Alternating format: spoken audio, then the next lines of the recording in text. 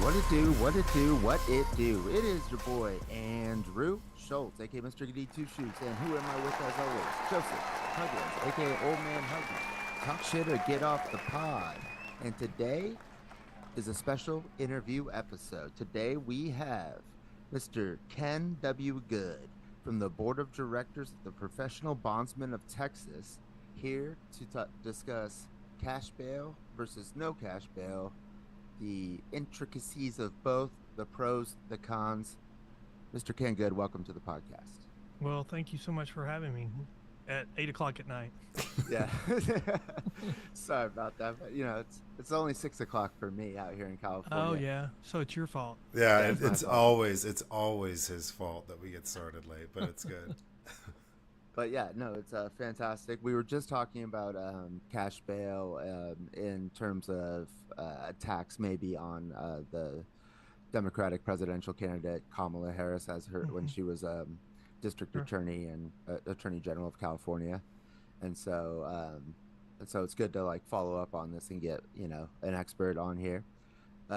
So first, Ken, I would like to just ask you, can you just tell us like just a bit about your role on the board of professional bondsmen and how Mhm. your experience has kind of shaped your views in this realm?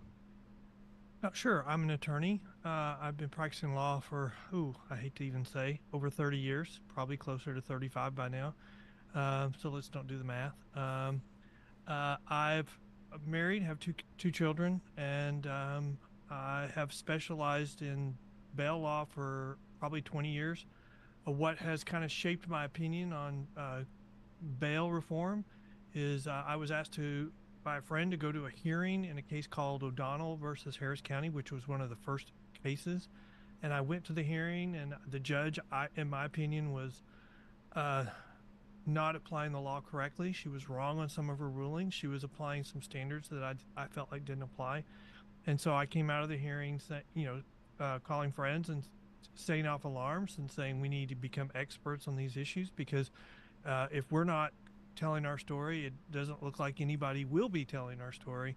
And so I set about to become very knowledgeable in this. I have a background in appellate stuff, so going the legal issues is kind of my area. And I think I've been proven right over time. The judge in that specific case was overruled probably 6 or 7 or more times by the appellate courts. And ultimately, even though she was ruling the opposite, they ultimately said that that case should have never been filed in federal court. And even though they're still following that case in Harris County, it was ultimately overturned, but they're still following. So it's just an example of where politics has overcome public safety issues over what's best for this society or community. We're just, making political issues, political decisions. Right, I see. Yeah, and for the audience, you've argued cases in front of the Texas Supreme Court, the Fifth Circuit Appellate Court for the federal system, right? Yes, and I've also, Texas has two high courts: the Texas Supreme Court for civil cases, the Texas Court of Criminal Appeals for criminal cases, and that court also governs bail issues. And I've argued two cases before the Court of Criminal Appeals on bail issues and won both of them. So just been very fortunate. Nice. I just want to give you your bona fides here. So for our listeners, because we do have like a large international audience, I don't Sure. don't know if we let you know, but it's about 50 different countries that listen to this. But could you maybe explain what the cash bail system is and how it currently operates in the United States? Well, I think the bail system came with us from England, and we would actually refer to it as common law. And our common law system is really not something a type of law that's written down. It's based upon history, and so uh, it's something that our early settlers brought with them. And for the earliest, uh, the way we applied bail, if you were a bondsman or you were the person that was the surety for someone, if they didn't show up for court, you took their place. And we had it that way for a very short period of time, and then it became a financial guarantee. So when they set a bail amount, the surety is guaranteeing that that amount will be paid to the court if the defendant does not appear for court. This bail reform movement that we've had, started out by attacking the private industry by saying that system was going to be declared unconstitutional, so we needed to come up with a new system. The problem is we've had two federal courts rule that it's constitutional. And so then the argument switches to be we just need to be fair. We need to be more fair. And so we need to come up with a new system. The problem is in the United States, there's not an alternative that's as good as the private industry. And so states that have tried something else have, fallen into chaos because there is not a system that has been used in the United States that is an alternative to the private industry that has the same low failure to appear rate and the same high level of accountability. In fact, on the News Nation town hall, there was a mayor that was a former judge who said, she made that same point. She said, until there's an alternative that has the same low level of failure to appear and the same high accountability rate as the private industry, then you don't have an alternative. And that's what we're finding in these alternatives that have been attempted. Could you explain what some of those alternatives are, even though they might not produce the same results, but what are the other ideas out there? Well, okay, so it's going to depend on what state you're in and on what it's called. So I just call them simple release mechanisms. So like in California, it would be called release on zero bail. In New York, it would be called released on no bail. And then in Texas, it would be called release on personal bond. All three of those are simple release mechanisms where you're being released on your promise to come back. And so we would call it a bond without surety. Released on zero bond, you're promising to appear with no penalty if you don't. And in New York, you're released on no bond, so there's no promise of a forfeiture to the state if you don't appear. It's just your personal promise. And we're finding that when we take away the private industry or we make it a simple release, which is just your promise, then people, we were told, oh, everybody wants to go back to court and get their case resolved. We're finding that's not true. Like in Harris County and California, they use simple release for misdemeanors. They have an 80% failure to appear rate. They have it across the state in California and in Harris County, which is Houston. They have an 80% failure to appear rate. Well, that's creates chaos in criminal cases because your case can't go forward when you don't show up. It has to be put on hold until you come back.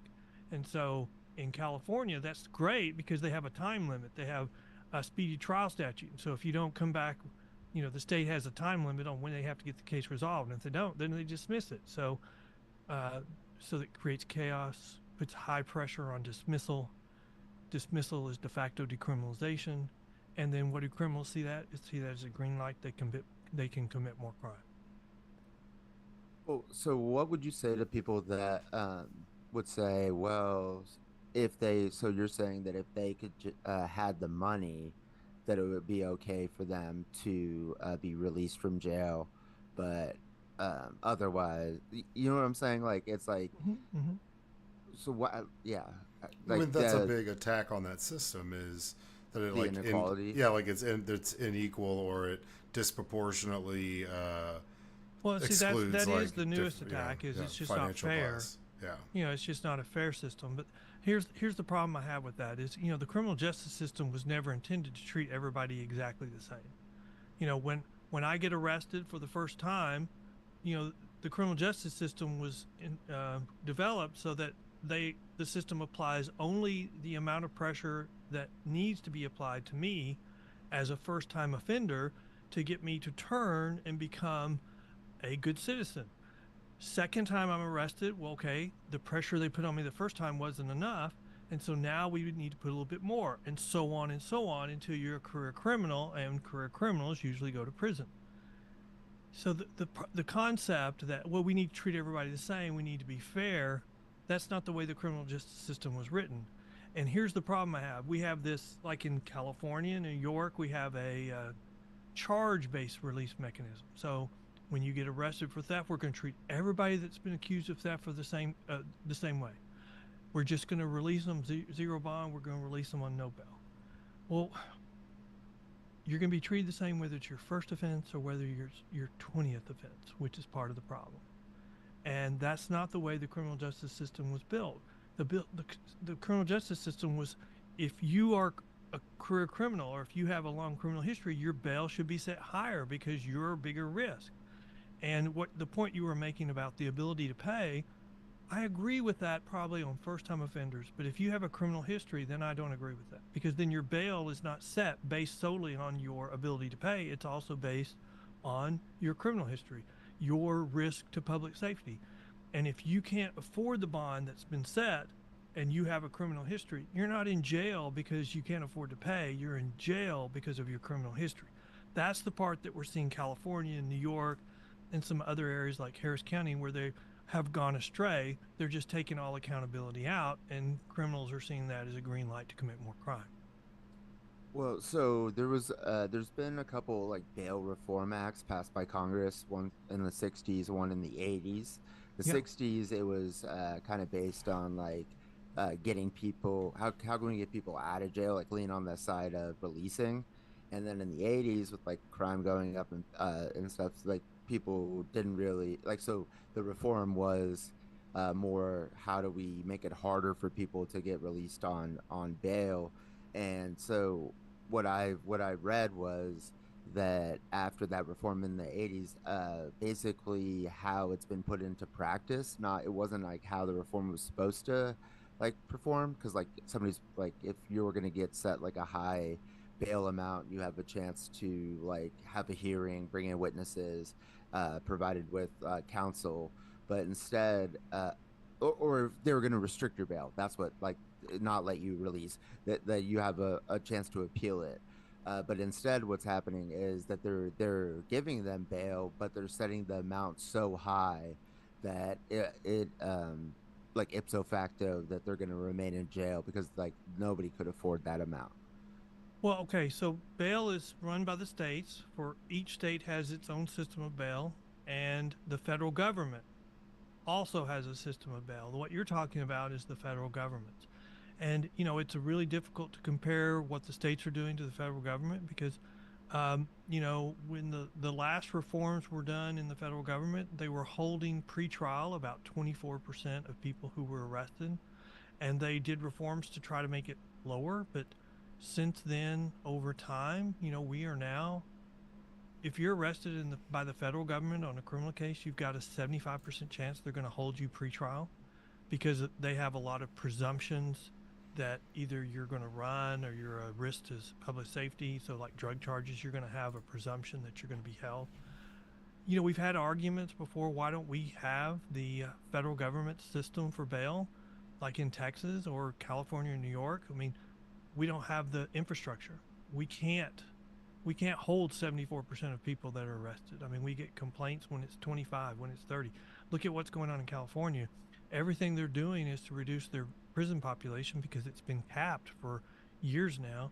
And so when you look at Prop 47, you look at these other propositions in the past, you take a step back, ignore what they're entitling it about making it safer. Everything they're doing in California is to reduce the prison population because it's capped and they're still full and they have no capacity and they can't, to put additional people in jail because of a lack to hold them accountable. So I think my point would be, we can't follow the federal system and the state systems. Each one's run by themselves, and what politics is kind of taking over bail reform, criminal justice reform, and it's one side of the spectrum wants to go one way, the other side goes the other. And I would agree with you. We've been through this in the 60s where we felt safer, we released more people from prison, we started having crime go up, and so we had a disagreement on how to address it. We had one side of the spectrum saying we won't help, and so we ended up with a backlash. We ended up with Ronald Reagan and the war on crime. We're committing the same. We're going through the same cycle now. We're in the middle of that cycle. It's probably swung harder to the left this time, which I'm worried about because it'll make it swing harder to the right when it eventually swings, and it will because what we're doing right now is not sustainable. And you're seeing it in California. They've put a proposition on the ballot in November to repeal Prop 47. So, I was reading that between the year 1970 and 2011, the amount of uh, pretrial jail population has increased 433%, and that's a lot due to based on cash bail, and the other stat to go along with that is that 80% of people who go through the criminal system are legally indignant, meaning like they don't have the money to afford the necessities of life. So if 80% of the people going through the criminal system can't even afford the necessities of life, then how are they going to be able to afford, a cash bail, like even small amounts, like $300? That's the same mentality they're using in California to say we need to address homelessness by building housing, and that's been an utter fiasco. I mean, you just saw the governor change policy in the last 2 weeks, saying please remove homeless people, and I would think I think that it has more to do with the upcoming election in 4 months than anything, especially since the current candidate for president from the Democrat side is from the state of California. So I think that that's a mistake when you look at issues like that. I mean, I disagree that 400% increase was the result of the private industry, because the private industry doesn't make money with people staying in jail. We do a service to the taxpayers, and we do it at no cost. And so, and leaving people in jail doesn't make any money for anybody. Now, I will say that if someone is in jail and they have a criminal history and can't set the bail that's been set, it's not because they can't afford it. It's because they have a criminal history. And we're seeing the trade-off. Okay, so we're not holding anybody. We're just doing release on zero bond. And what's the impact right now in California on public safety? I mean, you've got shoplifting run amok. You've got stores that can't withstand $25,000 a day and shoplifting closing. You've got San Francisco buildings, commercial buildings, that are selling for 30% of their value 2 years ago, 50% of the value 3 years ago. And what we're not looking at is that cost to society. And we're saying, well, look at all this money we're saving by not housing them in jail. Look at the cost to our public safety community. Look at our society. And it's not sustainable. And you're going to see Prop 47 get repealed in November, and you'll probably see the DA Gascon of LA probably lose his reelection bid. It's going to be ugly, but he only got 25% of the vote in the primary, and he made it to the ballot for the general election. But I mean, usually incumbents that only get 25% don't win reelection. Well, are you saying that first of all, in the country, violent crime's at a 50-year low right now. In California, like there are issues with homelessness. San Francisco is definitely kind of a cesspool. But are you saying that that's because of no cash bail? I'm saying that's part of it. Yes, absolutely part of it. When the Nancy Pelosi Federal Building, which is in San Francisco, when the federal government tells their employees work from home because it's not safe for you to park your car and walk from your car to the building and have your car parked in the parking garage. Yeah, I think that's because of rising crime, and I think rising crime is a result of Prop 47, no cash bail, and things like that. But when you can't hold anybody accountable, when criminals see that their case will be dismissed, there's a higher likelihood of that than getting found guilty or getting prison time. Absolutely, they see that as a green light to commit more crime. No, okay, I agree with that. Like, so part of what you were saying, like, how Governor Newsom he ordered for homeless encampments to be broken up, and then at the same time he also asked the sheriff's department in Oakland to like they had a practice of not pursuing people on foot. So if they ran from like a crime scene, like the cops wouldn't just like they just wouldn't go after them. And he said to stop doing that. I believe that like part of what's going on in San Francisco is it's that they're not charging people with certain crimes. It's not that they're charging them and then letting them go with no cash bail. I think that's part of it. I do think that the $950 or theft below $950. I mean, you know, you probably remember Prop 47 didn't say we're going to change certain felonies to no crimes. We're changing certain felonies to misdemeanors, so it'll make it easier for them to get jobs. And then, but they'll still have to answer for their misdemeanor crimes. And then DAs in certain urban areas then just unilaterally said we're no longer going to prosecute those crimes. So I think the failure to prosecute crimes is a big problem, and that's bigger than just Prop 47. Look at the protests that we had at the end of the semester, where a bunch of people were arrested, but as time's gone by, more and more of those charges have been just dismissed by DAs who've decided not to prosecute. Not because they didn't think there was a crime, they just decided not to prosecute. Maybe more so in New York than California, but you can see it in both places.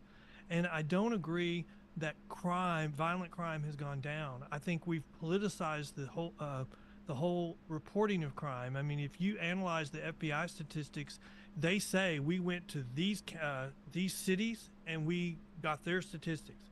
The problem is, I know for a fact that you look at a couple of those cities, you go there, they say crime is up, but for some reason the FBI says crime is down.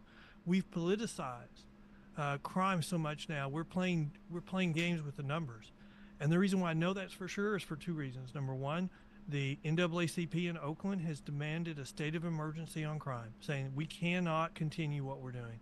And the DA, who's currently under a removal or recall petition, said, "Oh, you're just repeating Republican talking points." And the regional NAACP came back out and said, "No, we agree with the local group. It's crime is running amok in your area, and it needs to be addressed." So I think we, in these urban areas where we have DAs who have decided to favor the accused criminal over the accused victim, and so there's no voice for the victim in the courtroom anymore because both the DA and the defendant are speaking for the defendant. I mean, that's turned criminal justice upside down. And I forgot what the other point I was going to make was. That's fair. But the justice system in America is based on a presumption of innocence, and so that's the reason for even offering bail in the first place. It's like No, that's not true, because presumption of innocence doesn't apply at bail setting hearing. It only applies at trial. The purpose of bail is to give assurance to the court that you will return to respond to the criminal charges that have been that have been charged against you. The only purpose of bail is what assurance will you give the court that you'll return? No, I understand that. Sorry, I meant just releasing people pre-trial. That's the purpose. Is the presumption of innocence. It's the reason why we're letting you out of jail until your trial on bail. The presumption bail doesn't apply there. You're giving the court assurance that you're going to return. Right. So cash bail, no bail. My point is the releasing after you've been charged is because you're not actually convicted yet. So they don't. So we're leaning towards not holding somebody in jail because they're not actually convicted. And I guess whether we do it with no cash or whether we do it with the surety. Well, I understand what you're saying, but that's all I understand what you're saying, but that's not the purpose. I mean, the purpose of the cash bail is to then give you an incentive to come back. No. That's the purpose of bail, whether it's cash or anything. Yeah. The problem is, like in California, they've changed it where there's no assurance being given. The argument is made, well, you don't need assurance because everybody wants to return. Everybody wants to resolve their criminal case. But that's not true. If we have an 80% failure to appear rate in misdemeanors in California, which is what Yolo County DA says, they're laughing at the state of California for releasing them on zero bail because they're not showing up. I mean, what's the threshold? Like, what should the threshold be legally where somebody should qualify? Let's say that you have, because I think in Texas, if there's an assault, I think we did a reform in 2001 where it doesn't forbid cash bail, but if they're charged with an assault charge or a violent offense, they have to put money down to be out pretrial. No questions asked. I mean, what would the threshold be for having cash bail or no cash bail? Like, is there some middle road where if it's... Well, like right now in California, it's misdemeanor versus felony, and they're kind of bleeding over to the no cash bail for felonies too. Like LA County is doing no cash bail for probably most felonies. Here's where I fall on that. I'm not in favor of any charge-based release system. I want an individual review of each defendant and their criminal history. If you have a criminal history, then I want that criminal history reviewed. If you don't have a criminal history, it's your first time to be arrested, that's one problem. But if you've got a substantial criminal history, then I think you need cash bail. I don't care what your charges are, because you've got a problem. And just saying, hey, you're going to show up just by being released, I think we've got a long history showing that won't work. And the problem we have is, if you don't look at their criminal history, and see, that was the major reform Texas did, is they required judges 2 sessions ago to review criminal histories. They also made a long list of crimes that you're not entitled to simple release, and most of those are violent offenses. But they didn't do the reverse. They didn't require for other offenses that you be granted a personal bond. In fact, there was a bill filed for that, and it was rejected. So, but with that argument, basically, if somebody's a billionaire, then they can have a criminal history and still get released regardless, because they have the money to afford the cash bail. But I mean, look, the bail system gets criticized for, 3 years ago it was criticized for not working enough with people who are in jail. They're not giving them payment plans. So, and now today in Texas, you'll see them being criticized for working too much with people in jail. I mean, if you've got a $1,000 bond, you're going to pay $100, and if you can get a payment plan, you can get a payment plan for that. So depending on the bondsman, I mean, if you've got $1,000 bond, you have to pay $100 with a payment plan. There's nobody in jail that can't do that, in my opinion. I mean, I don't know about if that's true or not. Yeah, I mean, well, I mean, but so like a personal experience, like, so I got arrested at 19 for driving on no insurance, suspended license, had a warrant for camping, illegal camping ticket. This was in Denton County. Got scooped up, got arrested, sat in Denton County or Denton City Jail for about 4 or 5 days. Transferred to county. I think to get out it was like $600, and I couldn't afford it. Working paycheck to paycheck, just paid my rent, and then I ended up having some people get me out, but I had to sell my car to pay off stuff, go to court, defer adjudication, all that, check in, and had to pay everything off. And it was extremely difficult. That was like, I had no previous drug offenses, theft, nothing. That's the only time I've ever been arrested. And it really... Well, but you had an existing warrant. So you had received a ticket, you didn't show up, so you had a failure to appear and issued a warrant. So at the time you were arrested, you already had a history of failing to appear. Okay. And so that was the reason why.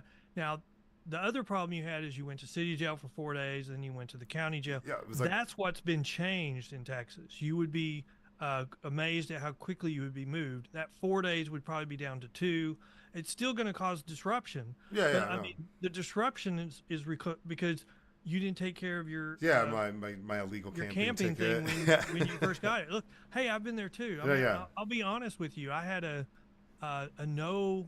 failure to register my car during COVID, and with all this bail reform, I'm like, they're not going to arrest me for that. And so I got my second ticket for failing to register my car. And then I'm like, well, I'll just take the sticker that says it's expired off my car, and I'll just drive around with no registration sticker. I got my third ticket for not having my car registered. And, by then, the law's made for people who will follow the law. I mean, to unravel all that just because I was mad about bail reform and how it ties the hands of judges and law enforcement. I mean, to get my driver's license renewed, my driver's license had been suspended at some point then. I didn't even know that because I had these 3 tickets that I never took care of. And so I ended up having to go, and I felt so bad when I finally unraveled this, and the amount of money that I had to spend to unravel it. I'm standing in line to pay my ticket, and there's some, guy like you when he was young who couldn't afford to pay his ticket, and they were giving him a payment plan. And so when I got up there, I was like, look, can I just pay his ticket too? And they're like, do you know him? I'm like, no, I just have a lot of bad karma because of me just being on a soapbox. And so I'm trying to get some good karma. So I want to pay my stuff, and I want to pay his too. And they allowed me to do that. So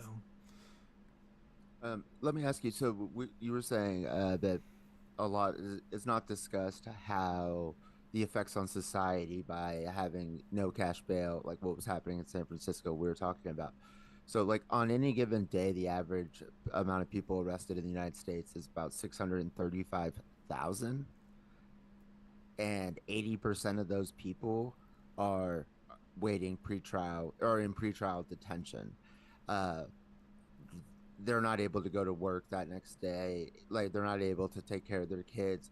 What would you say, like that the fact that somebody getting arrested for petty crime can't afford the $300 to get out, loses their job, might lose their kids because they're in jail.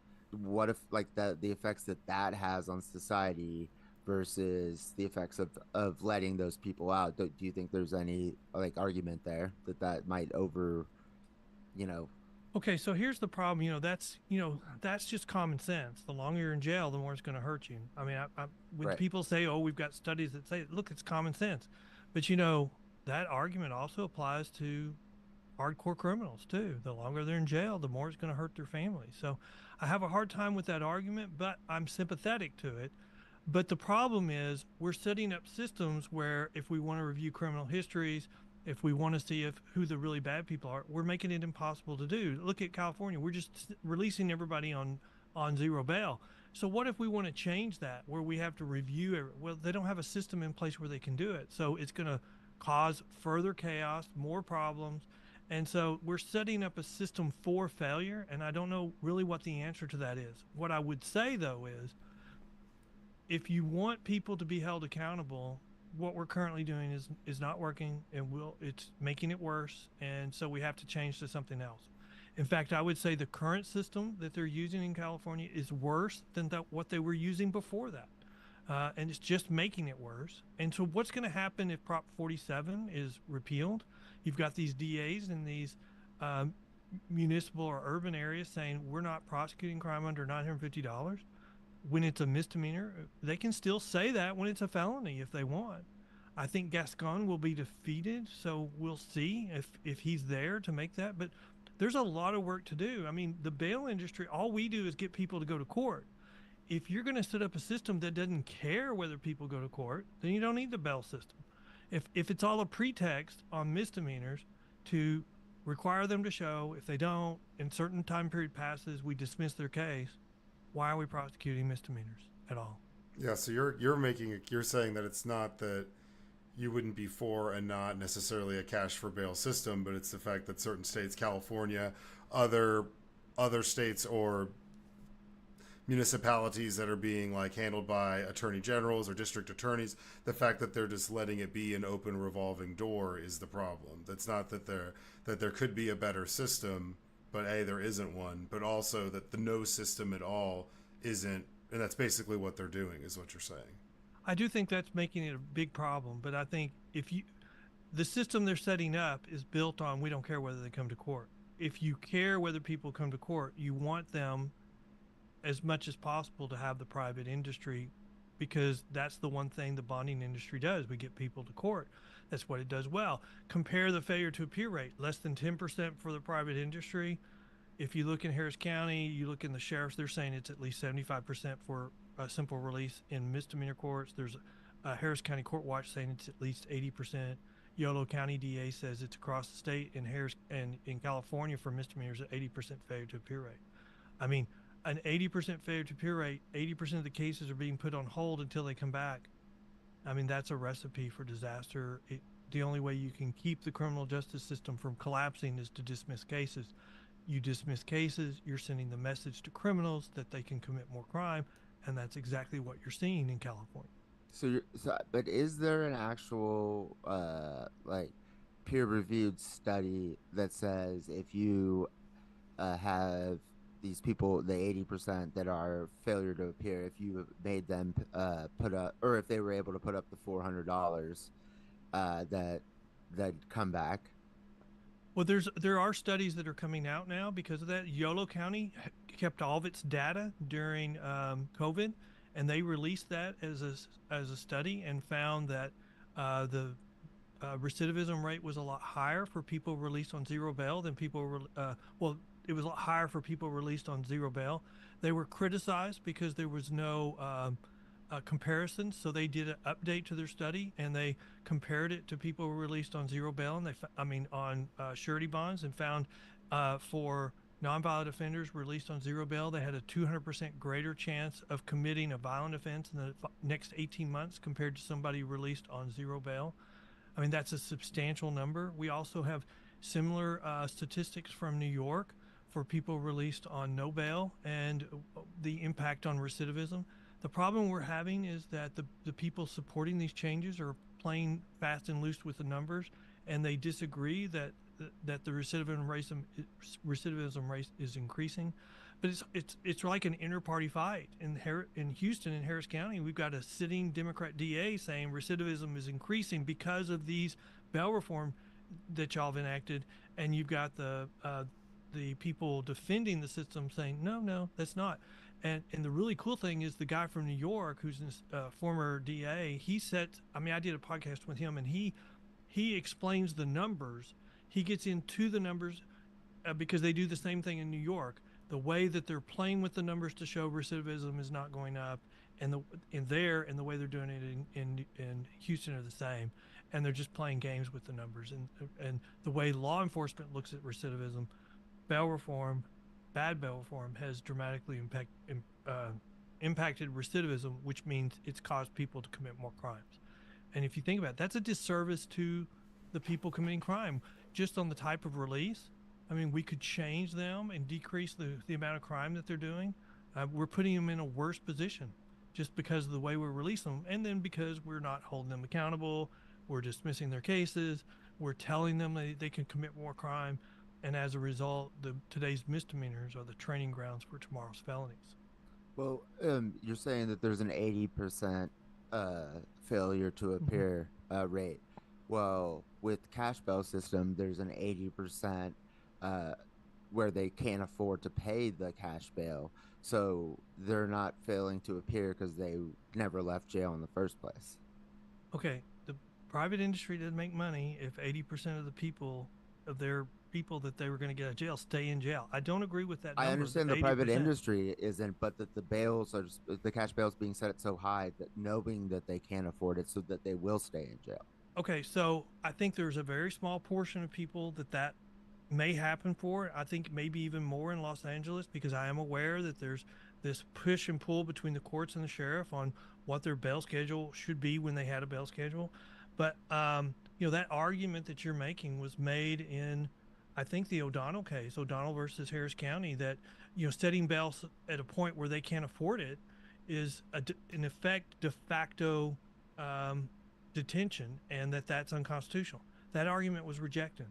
I mean, especially if you have a criminal history. If you have a criminal history, then the fact that you can't afford the bail that's been set, it's not because you're poor, it's because you have a criminal history, and the court has elected not to reduce your bond because you are a danger to public safety. If well, and then what the courts why release them anyways if they're a danger to public safety? In that case, if you have a criminal history, like, why are we even setting bail at that point? That's what I want to know. It's like we're cool with it if you can afford the $100,000, but we're not but we really don't want to release you. You know what I'm saying? It's like, why in those cases with the criminal history where they're a danger to society do we not just revoke bail? Well, I think the court. Okay, so once you're released, if you don't appear for court, we need more courts revoking bail instead of just when they come back releasing them on the same bond they're on, or releasing them again for no bail. I mean, that's the problem with no accountability. The other point that you're making, I think you have. I don't think you have an understanding of the people that go through the process. First time offender, when they're arrested, I mean, they're probably not going to be held, but they have the most friends and family that are going to stand up for them. As they continue to get arrested over and over, the first people that are going to abandon them are their friends, and their family's going to stick with them. Usually the family's the ones that will stick with them the longest. And when they're getting bonded out for $100,000, the private industry is requiring family members or friends to stand up and say, hey, this is a good guy. And, we're damaging these people because, you don't know the strength of your brother coming in and saying, Andrew, I know you screwed up, and I know you have a history of screwing up, but I still think you can beat this. And Andrew, I love you, and you have value. But there's a point in time when you can screw your family so many times that they won't stand up for you anymore. And that's when you're a career criminal. And when your bond gets set high at that point, because you've got a substantial criminal history, nobody's going to stand up with you. Nobody's going to tell the bondsman that they'll be there for you. You don't have anyone that can post that bond. And that doesn't come, you don't have a right to be released at that point. They can set your bond at whatever amount. If you can't afford it, that's where you need to be. You're a Right, career but criminal. why set the bond at all if they shouldn't be released? Is what I'm trying to say. Well, because in Texas, and I think California is that way. I'm not sure if they still are, but I think they used to be. Like in Texas, our state constitution says everyone has a right to release with sufficient sureties, unless you're charged with specific crimes like capital murder. So those are the only times the judge can say, "I deny your bail." Other than that, the court is usually required to set bail, and the way they do it is they set it based upon all these factors. Texas, one of them is your criminal history. Now, after that, though, if Joseph fails to appear for court, or Joseph is out on bond, Joe's out on bond and he commits a new crime, the judge of the first court has the ability to say, okay, you violated the conditions of my bond, and I'm revoking your bond and I'm putting you in jail. That's the accountability that we're lacking right now in these simple release states, because it's a charge-based release. So we don't care in those systems whether you're currently on bond, because we're just going to release you on a new one, because we're not holding anybody accountable. We're setting up a system of creating chaos so we can't hold anybody accountable. And that's the problem. And I would point to, we have a case study that proved this, because there's a case called Sanchez versus Alabama, where a county had to live under these mandatory release mechanisms for 4 years, both felony and misdemeanor. Crime started going up because criminals realized that under this preliminary injunction they couldn't hold anybody, and they won on appeal 4 years later. And so they could reinstitute a system of accountability. If you didn't show up for court, you were going to go back to jail. And I did a podcast with the sheriff, and the sheriff said it took about 6 months and crime started going down. And we can fix these states where we're having this great chaos, where crime is running amok. We can fix all that. And Sanchez versus Alabama has shown us the model. It's just politics is keeping us from doing what needs to be done. We know how to fight crime, but politics is preventing it in California and New York right now. Well, judges have a lot of discretion, so what's preventing a judge from circumventing the Texas Constitution and setting bail so high that it becomes essentially that you're detaining them and not releasing them, like knowingly? Like, so it's like they know. Well, we've already had a court rule that that's not a de facto preventative detention. You can file a motion at any time to lower your bond. So the courts have ruled that that's not what they're doing. And the problem we have in states like California and New York, where actually the legislatures are actually tying the hands of the judges. And that's what they're doing when I say charge-based release. So they're saying, judge, if they're charged with this, no matter how many times, they have to be released on zero bail. So the judges don't have the discretion to hold them. And same thing in New York. They have to release them on no bond. That's the problem. That's what Texas has taken the opposite approach and strengthened accountability and required judges to do things like they can't grant a simple release for certain charges. And if you are out on bail and you get charged with a new offense, then they have specific sanctions that are set out by statute. So they're going the opposite direction of California and New York. What about how the correctional system, it somebody could be in there for petty crime or whatever, and then now they're around hardened criminals, and then they end up like just getting more involved into that like type of society just because they couldn't afford the cash bail. So that you're kind of corrupting these people by leaving them in jail longer than if you just got them out of there and they were just dealing with I stole a bicycle. Well, cash bail is only a pre-trial release mechanism, so it Right. doesn't But some apply people get post stuck there for conviction. 3 years in Rikers Island because there's the There's speedy nobody trials. in Rikers Island right now for petty theft. They don't have room. They're full of hardened criminals right now. Well, there was. Well, there's not now after bail reform, because you think about it, they're releasing all misdemeanors, so there's not any petty theft or bicycle theft that's probably being prosecuted. But if they are, they're getting released on zero bail or no bond. I mean, their Rikers Island is full right now of very bad people, just like almost all jails right now after COVID, because during COVID we only kept the really bad people, and as we've gone forward, we now have a backlog of 4 years of cases. Only the really bad cases are going forward, and those are the people that are in jail full. I mean, Harris County has an 80% failure to appear rate on misdemeanors, and their their jail's full. They're sending people to other counties to hold them for them, and they have no ability to hold anybody accountable because their jail's already overcrowded. Have you heard about the story of Khalif Browder? I don't remember if I have or not. Khalif Browder. They did a Netflix documentary, but it's when he was a 16-year-old. He spent 3 years at Rikers Island awaiting trial, 2 years in solitary confinement, and he was arrested for allegedly stealing a backpack. The case was never prosecuted. The charges were dropped, but Browder committed suicide after his release, but because of what happened to him while he was in Rikers for 3 years. What And was his name? Khalif Browder, Kalief, and then Browder, Browder. Okay. And this is actually before it was a documentary, I had heard this story uh, from an author, or maybe it was a journalist on NPR. And yeah, it was like super sad. He was, Yeah, but this is I mean, he died in 2015. So this right. predates COVID. So this predates everything we're talking about is Okay, the well, that, stresses on the system. But I mean, he committed suicide in 2015. So his stuff all took place before that. but so there's no states like now where people are being held for that long pre-trial.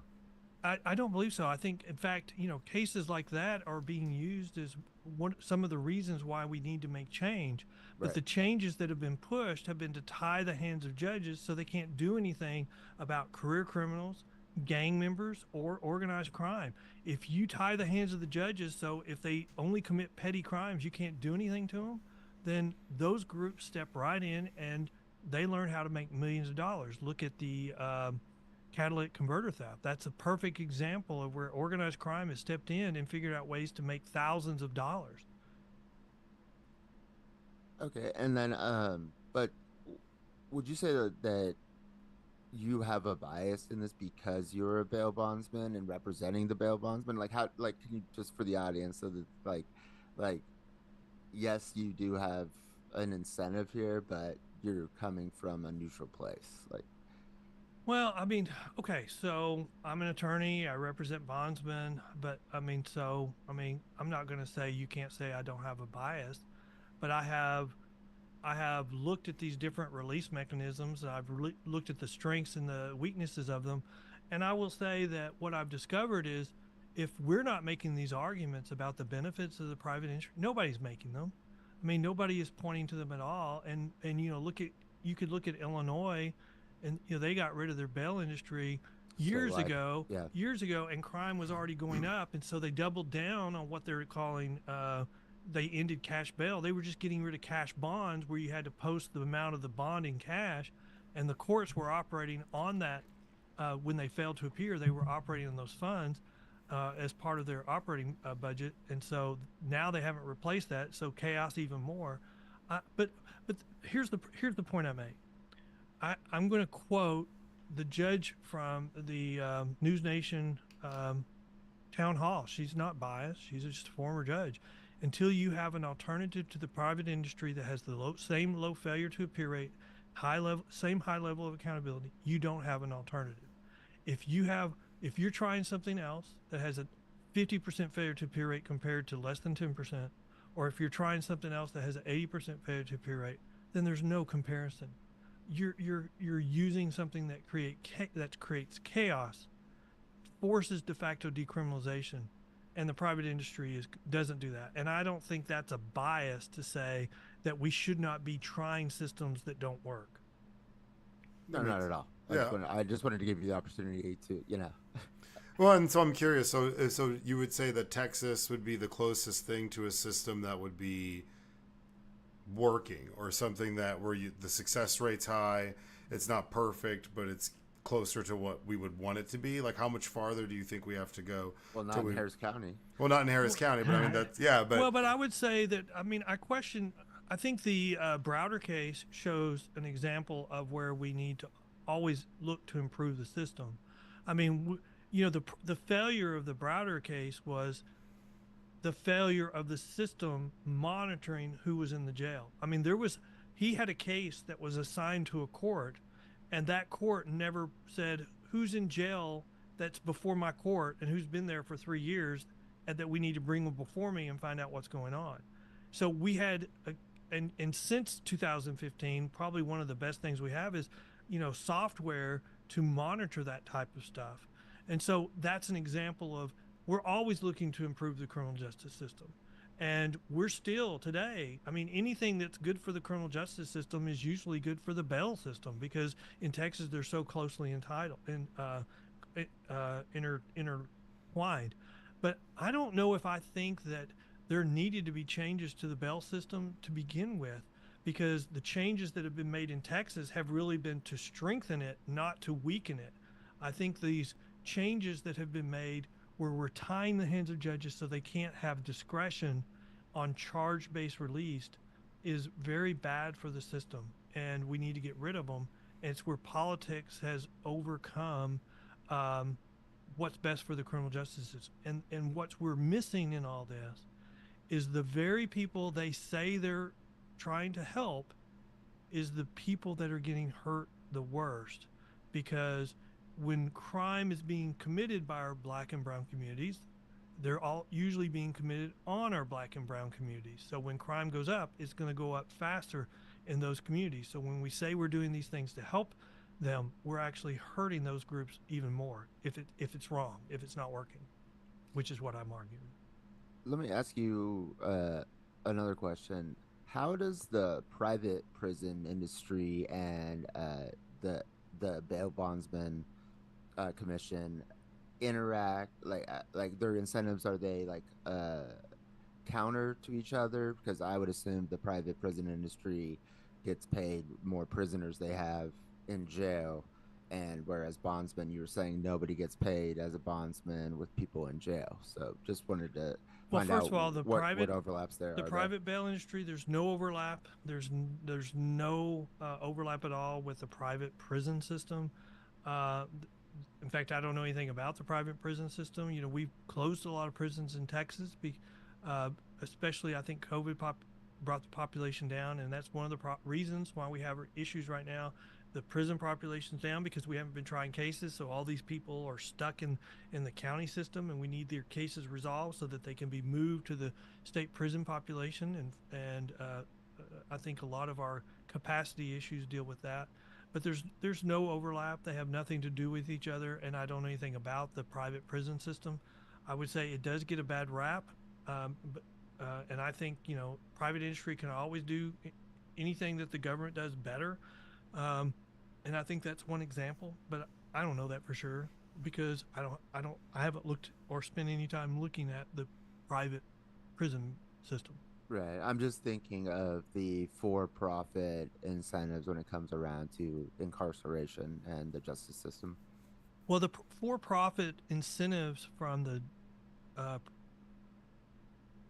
bail system only benefits the criminal justice system, because when someone doesn't appear for court, the incentive that's given to the industry is if the quicker you get them back to the criminal justice system, you get a benefit from that. You owe less money to the county. And so we, working with families, working with defendants, I mean, probably the best part about the private industry is we built a relationship either with the family or the defendant. So when he screws up and miss court, he will trust what he's being told by the private industry on what will happen to him if he returns.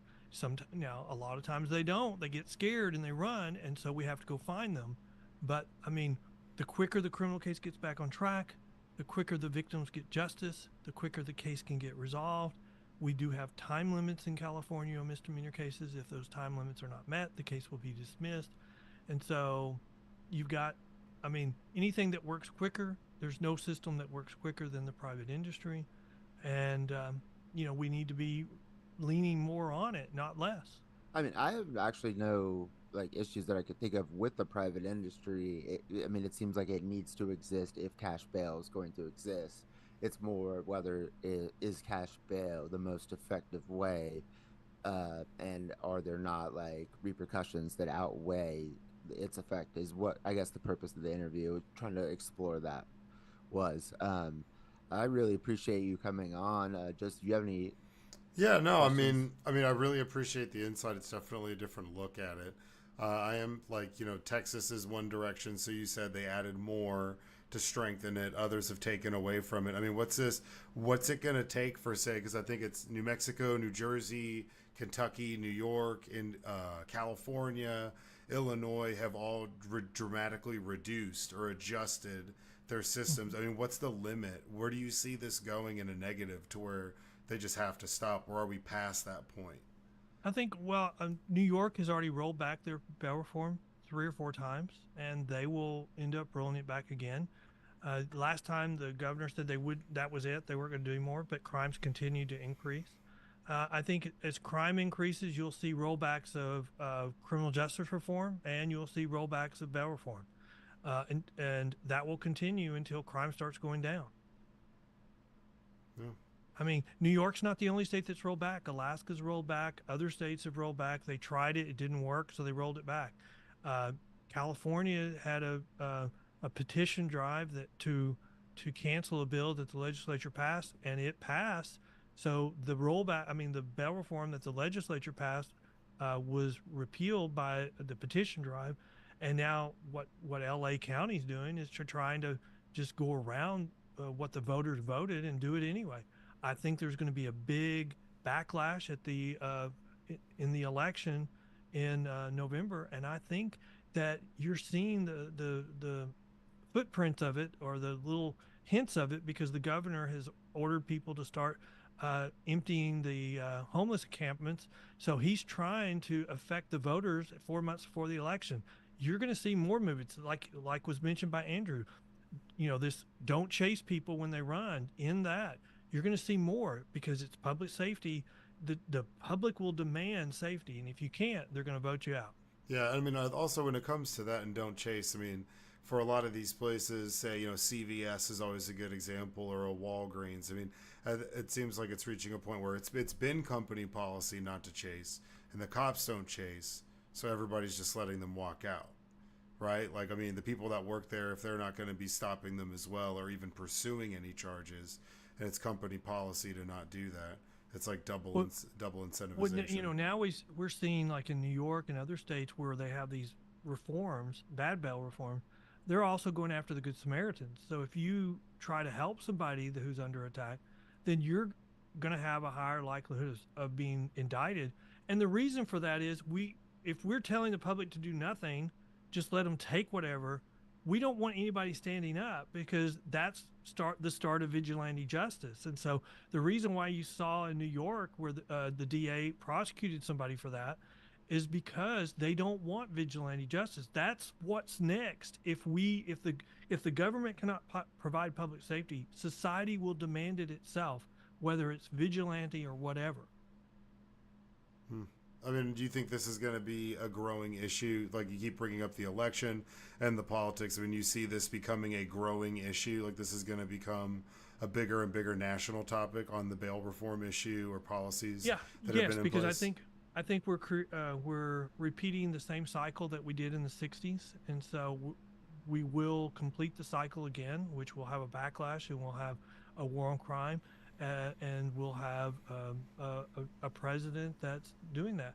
Right now, you see Trump pushing criminal issues, and you see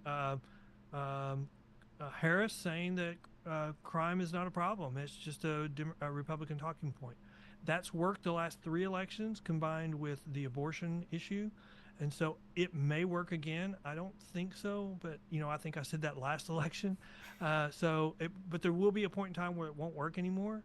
And I'm hopeful that now's the time when you got the NAACP saying that crime's a problem. It becomes harder for the Democrats to deny it.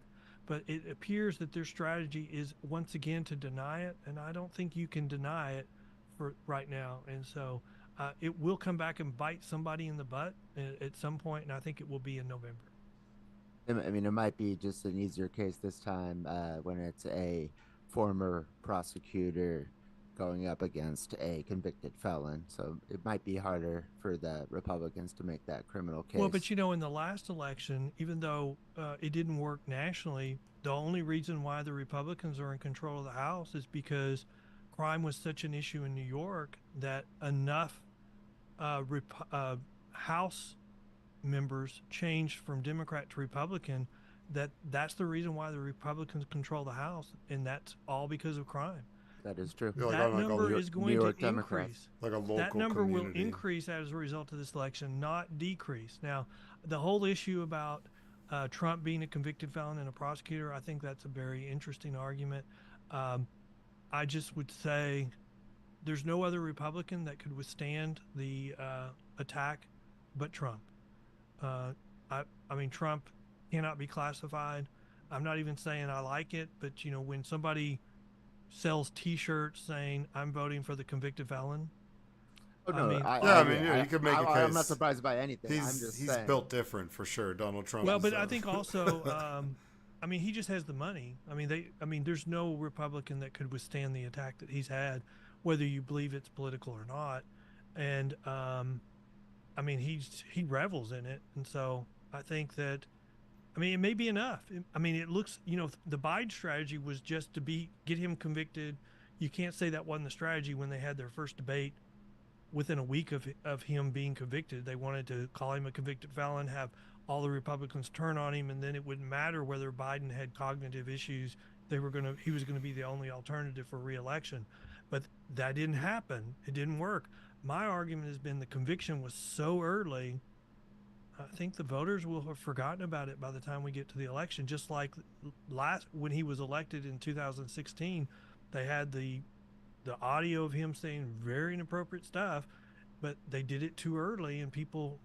It was 3 weeks before the election, but the same day the Russians released the emails from the DNC. So. Well, but also that's something you usually release the Thursday before the election, not 3 weeks before the election. That's the Thursday night before the election's surprise, and they got scared because the momentum was moving against them, so they released it 3 weeks early, and it petered out. It petered out for whatever reason. Yeah, that makes sense. He's kept throwing punches. But ironically, it's what led him to provide the hush money to Stormy Daniels, because if that came out after that audio, that would have been terrible, and that's what got him the 34 criminal convictions. It all comes full circle. All right, we are done with the interview. I would like to thank Mr. Ken W. Good, Board of Directors, Professional Bondsmen of Texas, a man who's argued in front of the Texas Supreme Court, the Fifth Circuit Appeals Court on bail reform issues. Been very generous with your time, and thank you very much for coming on. Yeah, really appreciate it, man. You were awesome. And you actually gave me some things to think about, too. Just like a different perspective, so I appreciate it. It's always good to have different people on who have differing opinions. And like I said, super informative, so thank you. Well, thank you. That's the best compliment I can get. If we have to stop and think, then that's all I can ask for. Are you plugging your books or not now? Well, no, I don't need to plug anything. I've got plenty of stuff to plug. Just go to pbtx.com if you want more information, or you could go to our podcast, The Bail Post, which you can go to bailpost.com and see more episodes about bail reform. Perfect. Awesome. Thank you so much. Thank you. Bye. Recording stopped. Okay, guys, y'all gave me a workout.